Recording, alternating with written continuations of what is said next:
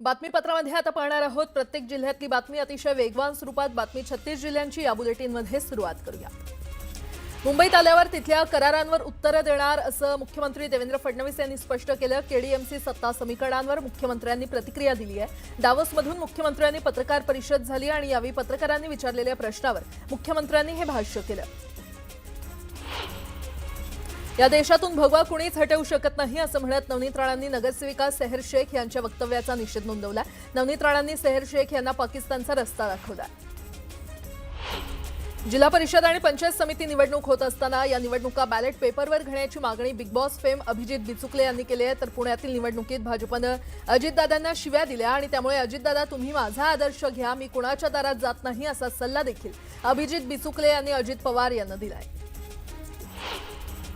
मुंबईत महापालिकेत महायुतीचा महापौर होणार असं वक्तव्य शिवसेनेचे प्रताप जाधव यांनी केलंय। लोकांची सेवा करायची असेल तर एकमेकांच्या विरोधी लढलेले पक्ष एकत्र येतात। राजकारणात कुणी कुणाचा शत्रू किंवा मित्र नसतो असंही मंत्री जाधव म्हटलेत। अंधेरीमध्ये एकनाथ शिंदे आणि खासदार रवींद्र वाईकरांचे बॅनर फाडले। ठाकरेंच्या शिवसेनेच्या कार्यकर्त्यांनी बॅनर फाडल्याचा आरोप करण्यात येतोय। वर्सोवा पोलीस ठाण्यामध्ये तक्रार दाखल करण्यात आली आहे। मनपात यश न मिळाल्यानं बॅनर फाडल्याचा आरोप करण्यात येतोय। महापौर पदाचं आरक्षण जाहीर होताच मीरा भाईंदरमध्ये मराठीच महापौर व्हावा अशा आशयाचं फलक लावून मनसे शहर अध्यक्ष संदीप राणे यांनी सत्ताधाऱ्यांना थेट इशारा दिलाय। मराठी उमेदवारालाच संधी द्यावी अन्यथा मनसे स्टाईलनं तीव्र आंदोलन छेडलं जाईल असा इशारा देण्यात आलाय। राज्यात देवाभाऊंचं सरकार आल्यापासून लाडक्या बहिणींचं राज्य सुरू आहे। धुळे महानगरपालिकेत देखील लाडकी बहीणच महापौर होणार असं वक्तव्य जयकुमार रावल यांनी केलंय। अकोला महापालिका महापौर पदासाठी ओबीसी महिला आरक्षण जाहीर झालंय। सर्वाधिक ओबीसी महिला उमेदवार भाजपकडे आहेत आणि त्यामुळे मोठी चुरस निर्माण झाली आहे। वसई-विरार महापालिकेत बहुजन विकास आघाडीनं 115 पैकी 70 जागा जिंकत स्पष्ट बहुमत मिळवलं। महापौर निवडणुकीपूर्वी नगरसेवक फुटू नयेत यासाठी बवियानं गटस्थापन करत माजी महापौर प्रवीण शेट्टी यांची गटनेतेपदी निवड केलेली आहे। हितेंद्र ठाकूर यांनी विरारमध्ये नवनिर्वाचित नगरसेवकांची बैठक घेऊन हा निर्णय घेतला। वसई-विरार शहर महानगरपालिकेच्या महापौर पदाचं आरक्षण खुल्या प्रवर्गासाठी जाहीर झालंय। बहुजन विकास आघाडीचे संघटक सचिव आजीव पाटील, माजी महापौर प्रवीण शेट्टी, कन्हैया बेटा भोईर आणि रंजना थालेकर यांची नावं सध्या चर्चेत आहेत। महापालिका निवडणुकीमध्ये जनतेनं आमच्या कामावर विश्वास ठेवून 71 जागा निवडून दिल्या। जिल्हा परिषद निवडणुकीत राष्ट्रवादीला मोठं यश मिळेल असा विश्वास सुनील तटकरे यांनी व्यक्त केलाय। कोळबांद्रे जिल्हा परिषदेच्या निवडणुकीत शिवसेना उबाठ पक्षाच्या उमेदवाराचा अर्ज बाद झालाय। कमलाकर आंग्रेंचा अर्ज बाद झाल्यानं शिंदेच्या शिवसेनेच्या उमेदवाराच्या विजयाचा मार्ग मोकळा झालाय। दापोलीमध्ये जिल्हा परिषद निवडणुकीसाठी भाजप, ठाकरेंची शिवसेना आणि राष्ट्रवादीची युती झाली आहे। योगेश कदमांना घेण्याची तयारी असून दापोलीमध्ये शिवसेना स्वबळावर लढणार आहे। इंदापूर तालुक्यातील जिल्हा परिषद आणि पंचायत समितीच्या निवडणूक रणधुमाळीमध्ये एकमेकांचे पारंपरिक विरोधक असलेले कृषी मंत्री दत्तात्रय भरणे आणि माजी मंत्री हर्षवर्धन पाटील एकत्र आलेत। त्यामुळे इंदापुरात दोन्ही राष्ट्रवादी विरुद्ध भाजप अशी रंगतदार लढत होणार आहे।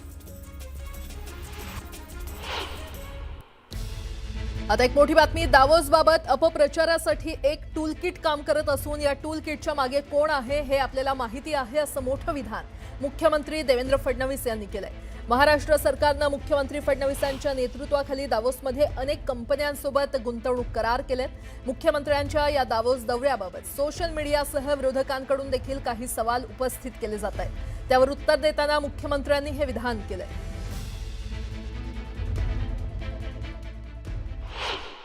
एक टूलकिट तयार झालेली आहे, जी टूलकिट थेट या ठिकाणी एवढ्याकरताच तयार केलेली आहे की ज्यांना महाराष्ट्राचं यश पाहवत नाही असे काही लोक अशा पद्धतीनं मेसेजेस तयार करून त्या ठिकाणी पोस्ट करतायत। किंबहुना मला तर अतिशय गंमत वाटली की सगळ्यांचा मेसेज सारखा, त्याच्यामध्ये काहीच अंतर नाही।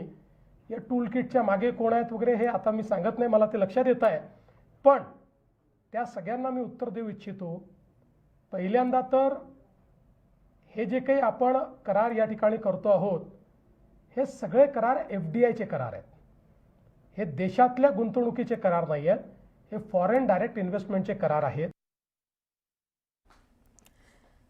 स्वित्झर्लंडमधील दावोसमध्ये आयोजित जागतिक आर्थिक परिषदेत महाराष्ट्रासाठीचं मोठ्या प्रमाणात गुंतवणूक करार करण्यात आलेले आहेत. विविध क्षेत्रातून राज्यात गुंतवणूक वाढते. दरम्यान हा दावोस दौरा यशस्वी झाल्याचं मुख्यमंत्री देवेंद्र फडणवीस यांनी सांगितलं. या दौऱ्यात उद्योगमंत्री उदय सामंत, MMRDA सिडकोचे वरिष्ठ अधिकारी होते. दावोस दौऱ्यामुळे महाराष्ट्रात 30 लाख कोटींची गुंतवणूक झाली आहे. 80% हे करार FDI द्वारे झालेले आहेत. 18 देशातून महाराष्ट्रात गुंतवणूक होणार आहे.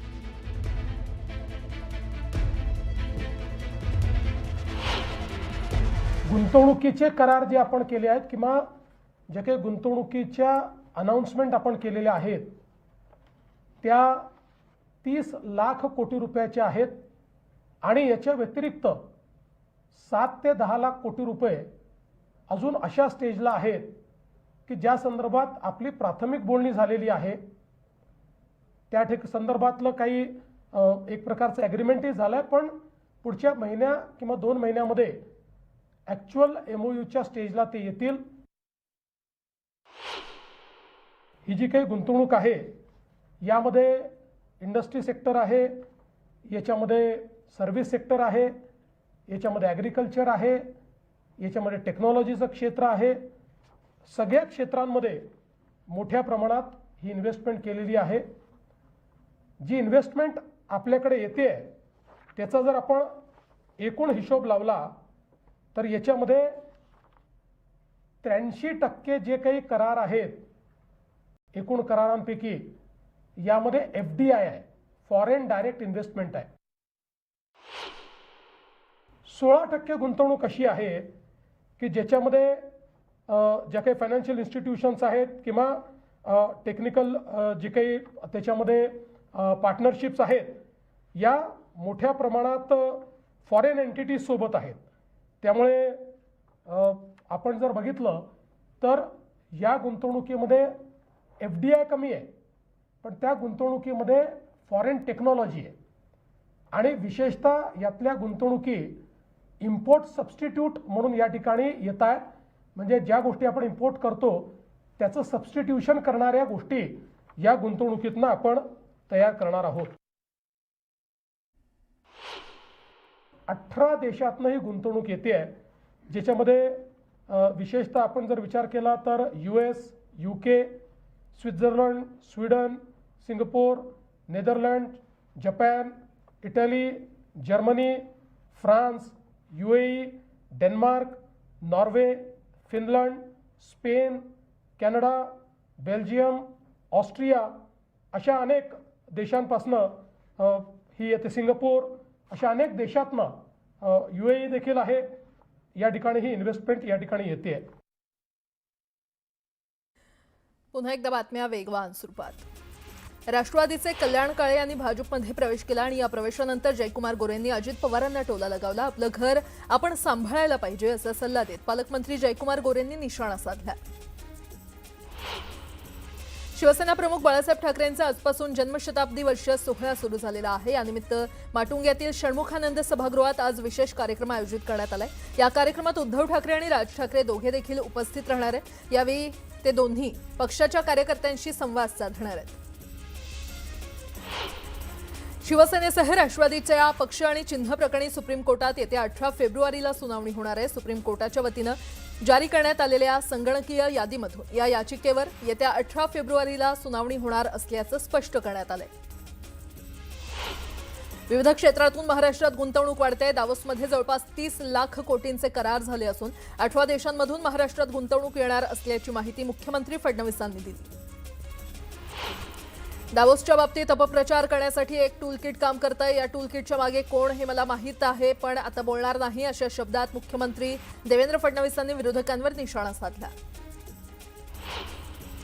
महाडमधील राड्या प्रकरणावर हायकोर्टानं तीव्र नाराजी व्यक्त केली आहे. मुख्यमंत्री इतके असहाय्य की त्यांना काहीही करता येत नाही असं निरीक्षण हायकोर्टानं नोंदवलंय.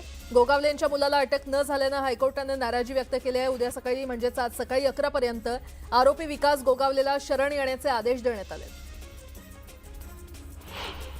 विकास गोगावले यांच्या अटकपूर्व जामिनासाठी प्रयत्न सुरू आहेत. कोर्टाचा किंवा पोलिसांचा अवमान करायचा नाही असं म्हणत अटकपूर्व जामिनासाठी प्रयत्न करणं हा गुन्हा आहे का असा सवाल भरत गोगावले यांनी उपस्थित केलाय. बीडच्या परळी नगर परिषदेतील उशिरा येणाऱ्या कर्मचाऱ्यांना नगराध्यक्षांनी शिस्तीचे धडे दिले. पुष्पगुच्छ देत कर्मचाऱ्यांना वेळेवर येण्याच्या सूचना नवनिर्वाचित नगराध्यक्षा पद्मश्री धर्माधिकारी यांनी दिल्या.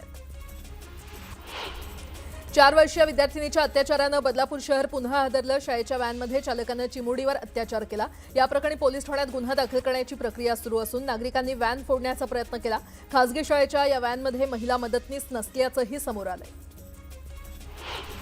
मुंबईतील डोंगरी पोलिसांनी गेल्या आठवड्यात मेहुल जैन आणि त्याच्या विरोधात किंवा त्याच्या नातेवाईकांविरोधात एफआयआर दाखल केलाय. मुंबईतील व्यावसायिकाची धातू उत्पादन कंपनी विकण्याच्या आणि सरकारी अनुदान मिळवून देण्याच्या बहाण्यानं 8 कोटी 30 लाखांची फसवणूक केल्याप्रकरणी कारवाई करण्यात आली आहे. संजय राऊतांना मालेगाव जिल्हा सत्र अप्पर न्यायालयानं 1000 रुपये दंड ठोठावलाय. सुनावणीच्या तारखांना सतत गैरहजर राहत असल्यानं कोर्टानं नाराजी व्यक्त करत दंड ठोठावलाय. 10वी आणि 12वीच्या बोर्ड परीक्षेत कॉपी बहाद्दरांना दणका बसणार आहे. बोर्डानं कॉपीमुक्त परीक्षा अभियानाअंतर्गत कडक पावलं उचलली आहेत. ज्या परीक्षा केंद्रांवर कॉपीचे प्रकार घडतात अशी 107 केंद्र रद्द करण्यात आली आहेत. 12वीची 76 तर 10वीची 31 परीक्षा केंद्र रद्द करण्यात आली आहेत. मुंब्रा इथल्या एमआयएमच्या नवनिर्वाचित नगरसेविका सेहर शेख यांना मुंब्रा पोलिसांनी नोटीस पाठवली आहे. सेहर शेख यांनी केलेल्या वक्तव्याविरोधात भाजप आक्रमक झाले आहे. भाजप नेते किरीट सोमय्या आणि आमदार निरंजन डावखरे यांनी मुंब्रा पोलीस स्टेशनमध्ये वरिष्ठ पोलीस निरीक्षकांची भेट घेतली. दरवर्षी प्रजासत्ताक दिनानिमित्तानं नवी दिल्लीमध्ये राजपथावर अर्थात कर्तव्य पथावर प्रत्येक राज्याकडून चित्ररथ सादर केला जात असतो. यंदाच्या वर्षी कर्तव्य पथावर महाराष्ट्राच्या सांस्कृतिक वैभवाचा जयघोष होणार आहे. येत्या प्रजासत्ताक दिनी आत्मनिर्भर गणेशोत्सवच्या चित्ररथाचं महाराष्ट्राकडून सादरीकरण केलं जाणार आहे.